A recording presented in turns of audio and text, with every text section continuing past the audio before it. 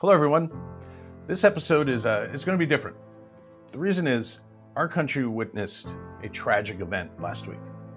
The murder of Charlie Kirk has really deeply impacted many of us. And one reason is because it reminds us of the very principles which America was built on. In the Bill of Rights, our founding fathers laid out our God-given liberties they believed are essential for free people. Among the most vital was the freedom to speak, to gather, and to exchange ideas without fear of censorship or punishment. They knew that open debate was not a threat to our nation, but its strength. Our rights are not just words on a piece of paper. They are the foundation of our republic, and they come with the responsibility of passing them on to each new generation, so that they are aware of their rights and the civic duty that comes with them. For this episode, we want to hear from young voices who are involved and are working on making this country not only better for their generation, but the ones behind them as well. I became involved in politics whenever I was quite young. My dad is a pressure washer, and I saw lots of different regulations going around, and I heard all kinds of conversations happening here and there throughout my family.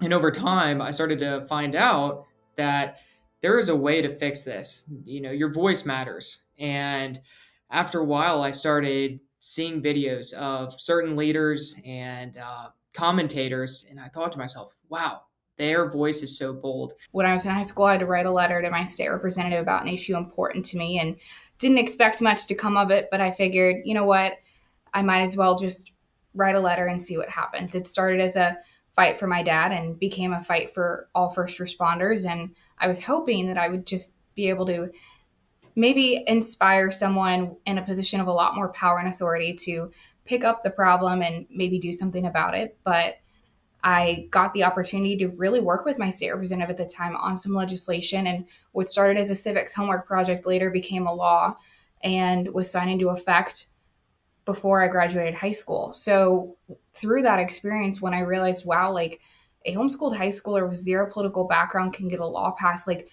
not only was I that much more dedicated to continuing to fight for people, and that kind of birthed within me, I think, a desire to dedicate my life to public service and fighting for people and showing other people how to really make a difference politically. But it really showed me like anyone can effectuate and drive change in their community, especially if they're equipped or given the tools they need to be able to do that. I got involved with an organization called Young Americans for Liberty.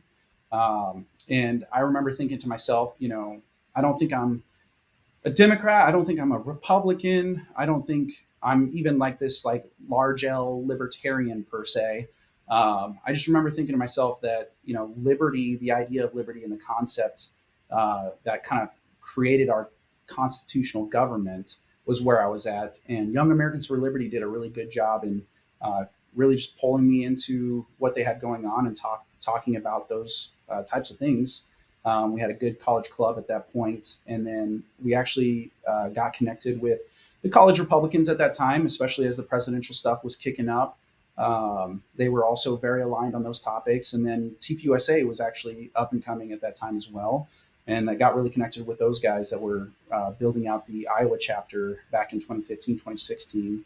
And unfortunately, and maybe fortunate, I don't know, whoever knows, I decided not to go back to college after that summer, just because I realized that the thing I had passion for was really just making a change and demonstrating to the people that I grew up around that, this government's not this corrupt thing that they believe it to be. While sure, it's certainly probably a factor here and there, you can make a difference. Complacency or even just ignoring the problem doesn't solve the problem. I was homeschooled, so I think I probably found myself in that funnel to conservatism very quickly.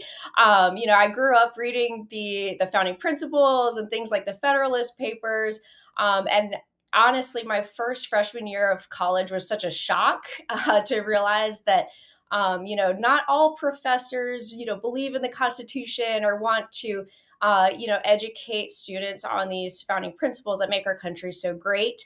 My freshman year of college, I had a professor who was just as left-wing progressive socialist as you can get. And I wrote a paper defending capitalism and got an F because I didn't argue whatever point she was trying, wanted me to make.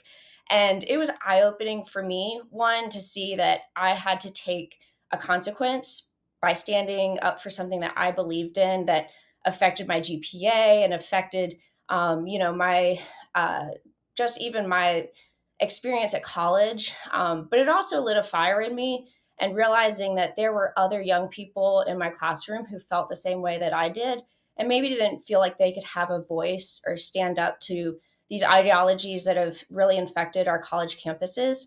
So a couple of years later, I wound up actually starting a Turning Point chapter. I got involved with grassroots organizations on campus. Even a few years after college, wound up getting involved with AFP in Texas. And, I think my funnel to grassroots activism was just kind of fueled by, having to stand up for the things that I believed in, and realizing that we have such a battle going on right now for our country, and for, fighting for these principles that are so important to, what makes this country great and free. Freedom of expression or freedom of speech is important to me because, it's one of those values and those equal, unalienable human rights that we all have access to that's laid out in our Constitution. And I think it's both a disservice to our founding fathers that took so much time and effort to write that out and lay the framework for what our democracy would later be built upon. But I think it's also a disservice to future generations in this country for us to not live in a way that upholds and really embodies those freedoms. So we all have an equal right to freedom of speech, press, and religion. And I think that it's incumbent upon us to live in a way that reflects that. If we don't have freedom of speech, we lose all of our other rights that are enshrined in the Constitution. It is one of the most basic freedoms that our founders saw as essential to preserve liberty and be able to hold government accountable. It's also how we as a society, we search for truth in the marketplace of ideas, by having that dialogue with people who maybe we disagree with or don't see eye to eye on. We can sharpen our ideas even when it might be uncomfortable. One thing that I've always noticed whenever I was growing up is just to be able to have that freedom of, you can talk to your brothers and your sisters and your family members without the fear of being removed or the fear of being disregarded in any way, especially for your opinion. In my political science classes that I was taking, there were a lot of ideas being thrown out there, but I realized really quickly that there were certain ideas that were shunned or really just looked down on. And I just remember thinking to myself, well, those ideas kind of sound pretty reasonable to somebody like me. And so it made me more and more curious, especially as, when I was going to college. It was during the presidential caucuses when we had an open, primary on both sides. And Iowa was the first to kind of make a decision back in 2015, 2016. And so what I really loved is just being able to hear from both sides. And I really, gained a lot of knowledge, insight, but also perspective on the fact that not everybody appreciates when their opponent gets to talk out loud, basically. Whenever debates happen and conversations happen with possibly two disagreements coming together, there have been many in my life that I've been able to witness firsthand of iron sharpening iron. And I've had many conversations with good friends and even my current fiance now of learning how to convey your message and do it wisely, and also being open-minded to receiving another perspective, because iron will continue to sharp iron, and I'm learning that every single day. The outcome is so much different when both sides are able to come and present their points and not lose sight of the person behind the argument. And I think that that's something that we often struggle with just as a collective whole. So I think it's a goal of mine just moving forward, regardless of whether or not someone else has a different opinion than me on an issue, is to really see okay, why do you believe that? Tell me more about it. Because I coming from a standpoint of wanting to understand where the other person's coming at, and then being able to have that reciprocated and just not losing sight of individuals' dignity amidst that debate, I think is really important. And I think it's through that at the end of the day, whether you win someone over, or they win you over, or you both stay on either side. I think when we're able to have that like civil discourse and challenge one another and exchange ideas, it opens us up to consider alternative perspectives, which I think cumulatively is better for all of us. But I think it really goes back to freedom of speech, and that's what it's all about. And I think being able to live that out, the perfect example of that is by engaging with others through debate, respectful debate. It doesn't matter how you debate or anything like that, as long as you've got principles to back the ideas that you're fighting for. Usually your foundation is pretty firm, where I would watch somebody like a Charlie Kirk or a Ben Shapiro basically just dismantle arguments as people just couldn't argue against the principle. They tried to argue the topic instead. And so that was really inspiring. So watching them do their campus speeches and talk to college students who had the same, honestly, at that time, I had the same exact questions that they had, and they would bring that to them, and, they would answer the questions with such, just such a great founding, a lot of good principles. So they answered it so well that I was like, it's hard to argue against that. I wasn't necessarily sold, but I couldn't argue against it. So that sent me on a rabbit trail of like, all right, this is the topic they just covered. Now I'm going to go watch other people talk about this topic. And then from there, I would learn way more about these issues than I ever even looked at it, which was just a surface level. I think over the last couple of weeks, I've seen some great debates by Charlie. It's been inspiring to me to want to approach things the same way. I know I haven't always done it myself, but I think that's the beauty of freedom of speech. It allows for growth and persuasion and the ability to engage with others. I think Ronald Reagan said it best, like freedom is only one generation away from extinction. I think it's upon us to ensure that those freedoms in a country that was established on the freedoms laid out in our Constitution still exists and is around for the next generation. And the only way for us to be able to do that is if we're able to come together and remember, at the end of the day, we're all humans, we're all Americans. We all have access to the same constitutional liberties, and your ability to have a different opinion than someone else is still protected under the same Constitution. And I think when any one of those liberties is called into question, then the entirety of the thing itself is then threatened. So I think it's important for all of us and for the future of America for us to be able to find some common ground, regardless of how small that is, and move forward together for the sake of our shared freedoms. I think a lot of people's eyes have been opened just to see that someone who, whether you agreed with him or not on the issues, Charlie was strong in those convictions. And, I think to be killed for something that you believe in is not what this country is about. And it's not what we were founded on.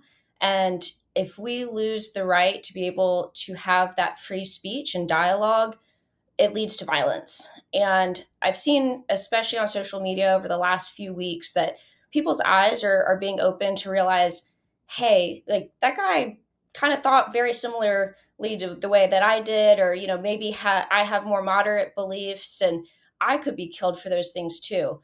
And I think the other thing that people are recognizing is that I think they see themselves in a person like Charlie, who gave a voice to people who may not have had the courage to speak up. And I think people now feel like they have to have courage to speak up, or else they will be silenced, or else it might lead to violence. And I think that we are seeing a huge awakening in this country of people who realize that, they have to be able to take a stand, or else, as Ronald Reagan once said, we're the last bastion of freedom.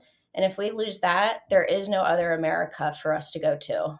What I've seen is a lot of not even just conservatives, but everyday individuals who probably pay attention to politics, but never talk about it, never show up to events or even try to do anything related to politics in their everyday life, show up to vigils for Charlie Kirk. I've seen people that again, same factors, decide to start posting about it, and start that conversation. I've seen recently, I don't know what the number is, but like a huge demand to start TPUSA chapters across the country. So instead of being discouraged, I've seen our side of things definitely feel motivated and empowered to go out there and do something about it, realizing that, this isn't going to happen on its own. While it was probably comfortable for a lot of people that Charlie Kirk was doing what he was doing at such a high level, it takes more than just Charlie Kirk. And this is the moment that we can all pick up the microphone that he, unfortunately had to put down, and go do something about it in our way of doing things about it, which is going and engaging in open dialogue and encouraging others to do the same. The biggest encouragement I would give to anybody right now is just disagree better. You don't have to hate somebody for their opinion. And I've just seen all kinds of crazy debates and comment sections of families getting separated with opinions and friendships, quite frankly, breaking up. I would just say, stay strong in your beliefs, but be open-minded and be kind. And that is one thing that Charlie taught me, is be kind and let others debate you. If we ever get to the point where you do not have the ability to express your opinion, no matter what it is, then really, who are we at this point? So be bold, believe in yourself to go out and talk with people, but also be kind and listen. And don't ever let hatred overfill your soul for a particular policy or a viewpoint, because we are all human. I do think it's important to not feel like I'm just an individual. What can I do? Charlie was just an individual. And look at the movement that he started. Even before his death, he was able to start a grassroots movement that expanded to tens of thousands of chapters across college campuses. And I want people to realize that they too can be that one person who can start a movement. And I also believe that right now we are in a place in time where God is calling people for such a time as this to be bold in their convictions, to fight for our country, and to stand for the things that they believe in. Well, I know I was inspired by hearing from so many young people who are really working to make a difference in their country. And that was really Charlie Kirk's life work. Somebody may not know this, but I actually knew Charlie when he was coming out of high school. He was going around the Illinois suburbs, was just starting Turning Point USA, and we would show up at Tea Party meetings and speak, and he really captured the imagination of so many of the activists there, and then certainly of young people. And so his legacy of fighting against big government policies and fighting for liberty, and to really mobilize grassroots, especially young people, to pursue more freedom is a great legacy, and one that we hope to continue to carry on as American Potential.